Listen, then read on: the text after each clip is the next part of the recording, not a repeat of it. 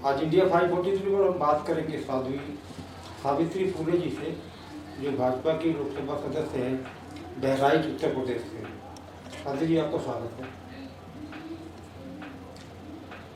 अब तो मैं जानना चाहूँगा कि आपका राजनीति में आना कैसे हुआ? मैं साध्वी सावित्रीबाई फुले, सांसद बहराइच। मैं बचपन में मैं पढ़ रही थी, पढ़ते ही समय हमको छात्रवृत्ति मिली थी। 480 रुपये छात्रवृत्ति मिली थी और उस छात्रवृत्ति देने से हमारे मास्टर थे, उन्होंने इनकार किया। इसी पर मैंने इसका विरोध किया कि मैंने पढ़ाई की है और सरकार द्वारा छात्रवृत्ति दी जाती है बच्चों को पढ़ने के लिए, तो उसमें छात्रवृत्ति हमें दी जाए। इस पर उन्होंने हमको नाम काट करके भगा दिया और छात्रवृत्ति जो हमको मिलनी चाहिए थी वो उन्होंने नहीं दिया। इसी पर 3 साल तक मैं घर बैठी रही। फिर हमारे गुरु माननीय जगन्नाथ कनुजा जी के माध्यम से मैं लखनऊ 1995 में मायावती जी मुख्यमंत्री थी। उन्होंने उनके जनता दरबार पर मैं गई और उनसे हमने अपनी बात बताई कि मैं पढ़ना चाहती हूँ और हमारा अच्छा नाम काट दिया गया है। हमारे स्कूल के मास्टर ने जो छात्रवृत्ति मिली थी उसको मैंने मांगा, इस पर उन्होंने नाम काट कर भगा दिया और 3 साल से मैं घर में बैठी हूँ। मैं पढ़ना चाहती हूँ। उन्होंने तुरंत जिलाधिकारी को फ़ोन करके और कहा कि तत्काल उनका एडमिशन कराएं और जो छात्रवृत्ति उनको मिलनी चाहिए थी वो छात्रवृत्ति तत्काल दिलाएं। उनके माध्यम से मुझे एडमिशन मिला और मैं स्कूल में कक्षा 9 में प्रवेश किया और वहीं से राजनीति की शुरुआत हमारी।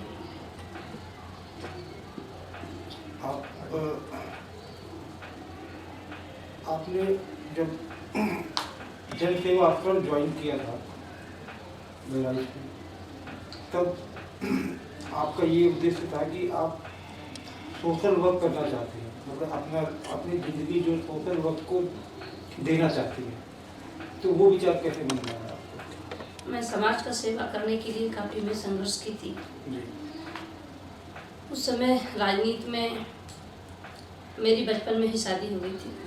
मुझे ये नहीं पता था कि मेरी शादी कैसे हुई। 6 साल की थी तभी मेरी शादी हुई और शादी होने के बाद फिर मेरी विदाई नहीं हुई थी। इसी बीच मेरे माँ का देहांत हो गया। मैं 3 भाई और 3 बहन थे घर में और दूसरा कोई था भी नहीं। मैंने उनको पढ़ाने लिखाने का भी मैंने काम किया और साथ साथ में राजनीति भी की। बचपन में हमारे गुरु मैं 8 साल की उम्र में हमारे गुरु माननीय जगन्नाथ कनुजा जी मुझे गोद ले लिए और तभी से उनके साथ में राजनीति करती रही। और उस समय बहुत आर्थिक स्थिति भी हमारी बहुत ही दयनीय थी। हमारे गुरु जगन्नाथ कनुजा जी ने हमको 2000 में जिला पंचायत का चुनाव लड़ाया और जब मैं जिला पंचायत का चुनाव लड़ी थी उस समय हमारे पास कुछ भी नहीं था। इधर मांग करके लोगों से पैसा ला करके और हमको चुनाव लड़ाया और जब मैं पहला चुनाव लड़ी तो 18,000 वोट से मैं चुनाव जीती थी 2000 में। और चुनाव जीतने के बाद 2002 में मुझे भारतीय जनता पार्टी ने विधानसभा का टिकट दिया और 2002 में माननीय राजनाथ सिंह जी के माध्यम से मुझे टिकट मिला और विधानसभा का चुनाव लड़ी। कुछ ही वोट से चुनाव हार गया। फिर 2007 में चुनाव लड़ी, 2012 चुनाव लड़ी, 2014 में आज सांसद के रूप में आपके बीच में। जो आपका बहराइच क्षेत्र है ये काफ़ी पिछड़े जिलों में से आता है, तो आपकी सरकार को करीब 3 वर्ष हो चुका है, तो केंद्र की जो भी योजनाएं हैं उनका क्या लाभ आपके द्वारा पहुंचाया गया अपने क्षेत्र में, इसके बारे में कुछ बताएं। हमारे बहराइच लोकसभा क्षेत्र हमारा बहुत पिछड़ा हुआ क्षेत्र है। भारत नेपाल की सीमा से सटा हुआ, 4 नदियों से घिरा हुआ, जंगल तराई बाहुल क्षेत्र है। हमारे क्षेत्र में अनुसूचित जाति, अनुसूचित जनजाति, पिछड़ी जाति की आबादी है। बहुत पिछड़ा हुआ क्षेत्र है। देश की आज़ादी के बाद से लेकर हमारे कोरना से बहराइच होते हुए मैलानी तक छोटी लाइन से बड़ी लाइन नहीं हो सका। उसको मैं चुनाव जीतने के बाद तत्काल में माननीय सदानंद गौड़ा जी थे, उनसे आग्रह किया और उन्होंने हम 60 किलोमीटर जो छोटी लाइन से उसे बड़ी लाइन करने का काम किया, जो आज 60 किलोमीटर की बड़ी रेलवे लाइन जो छोटी लाइन से बड़ी लाइन का काम लगभग पूरा हो चुका है। और दूसरा, बहराइच से मैलानी तक अब तक 1900 करोड़ रुपया और उन्होंने सेंक्शन कर दिया है, जो सीधा गोंडा से बहराइच होते हुए और मैलानी तक छोटी लाइन से बड़ी लाइन में परिवर्तन कराने का काम किया। दूसरा, बहराइच बाराबंकी से लेकर बहराइच होते हुए रुपड़िया नेपालगंज रोड तक रोड की स्थिति बहुत भयावह थी।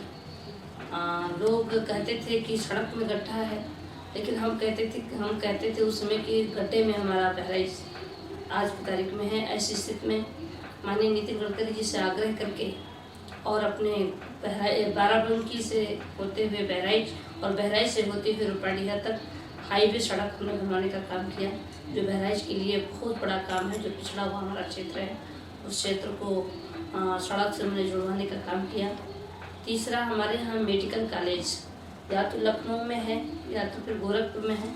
हमारा पिछड़ा हुआ क्षेत्र होने के नाते स्वास्थ्य से लोग बहुत वंचित हुआ करते थे।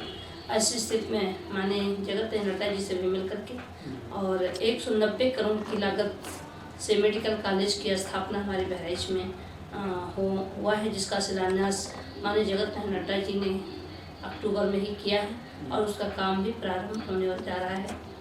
और हमारे यहाँ केंद्रीय विद्यालय भारत सरकार से नहीं था, केंद्रीय विद्यालय के लिए भी मैंने मांग की है और उसकी ज़मीन भी देख ली गई है और जल्द ही केंद्रीय विद्यालय हमारे यहाँ बनने जा रहा है। और अब तक प्रधानमंत्री सड़क योजना के तहत हमने 48 सड़कों हमारे बहराइच में बन चुकी हैं, जिसका उद्घाटन भी मैंने कर दिया है। और जो हमारे निधि से जो काम होने चाहिए थे, वो सारे निधि से पुल पुलिया सड़क का भी बनवाने का काम किया है। गाँव को हमने गोद लिया है, उस गाँव को भी सड़क लगभग बन रही हैं और विकास कार्य पूरा हो रहे हैं। दीनदयाल विद्युतीकरण के माध्यम से भी काफ़ी गाँवों को हमने बिजली पहुंचाने का काम किया है।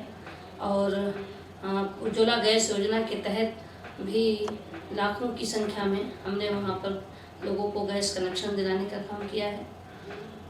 ये विकास कार्य हमने बहराइच के लिए किया। आपका क्षेत्र शिक्षा के मामले में काफ़ी पिछड़ा हुआ है। हाँ जी जी। केंद्रीय विद्यालय तो आपने बताया, लेकिन और किन चीज़ों की जरूरत है जिससे कि शिक्षा का विकास हो? हमारा पिछड़ा हुआ क्षेत्र होने के नाते हमारे यहाँ भी विद्यालय की बहुत बड़ी कमी है।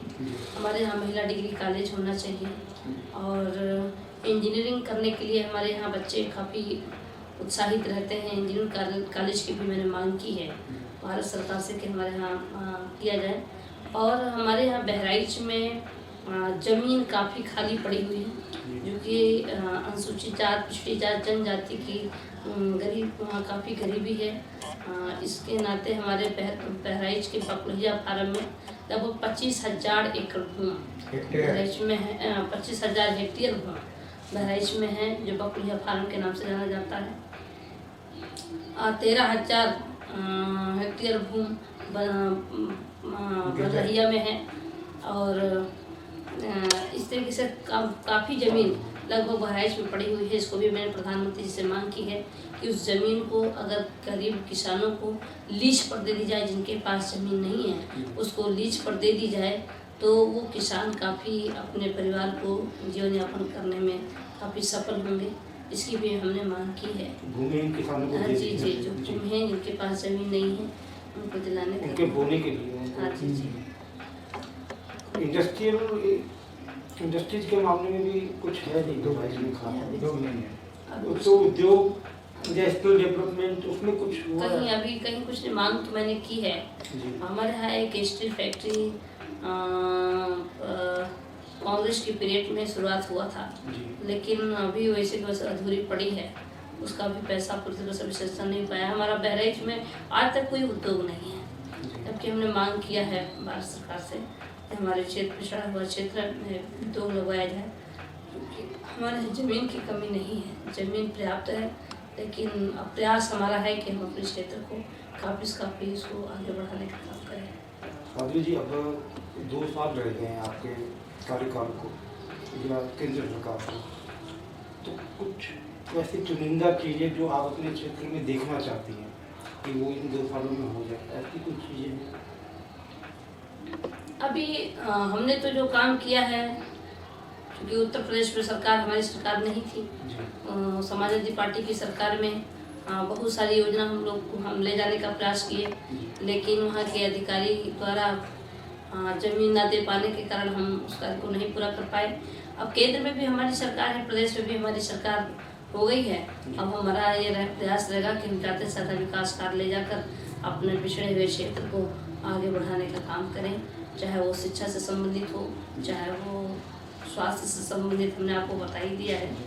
और सड़कें हैं, तो बहुत ऐसे गांव में आज भी बिजली नहीं है, उसको भी हम पहुंचाने का काम करेंगे। और बच्चों के खेल कूद का मैदान नहीं है हमारे यहाँ, उसको भी डेवलप करने का हम कार्य करेंगे। हमारे यहाँ महाराजा सुहेलदेव पासी बिरादरी के थे, राजा थे, उन्होंने बहुत बड़ा काम किया था। सैयद सलार गाजी मसूद को मारकर उस हमारे बहराइच का नाम रोशन करने का काम किया था। उनका भी स्थल को बनवाने का काम माननीय महेश शर्मा जी से मिल करके, और वहाँ भी उसको अच्छा सुदृढ़ीकरण कराने का कार्य हम करने जा रहे हैं। ये बहुत सारी अभी कार्य बाकी हैं, लेकिन हम समय कम होने के नाते फिर भी जनता का आशीर्वाद होगा तो निश्चित से दोबारा भी जीत कर आएंगे और अपने क्षेत्र का विकास करने का कार्य करेंगे। धन्यवाद साध्वी जी। हम उम्मीद करते हैं कि भाजपा की राज्य सरकार अब हो चुकी है, तो आप जो भी करना चाहती हैं वो तेज गति से आगे बढ़े, ऐसी हमारी आशा है। धन्यवाद। धन्यवाद।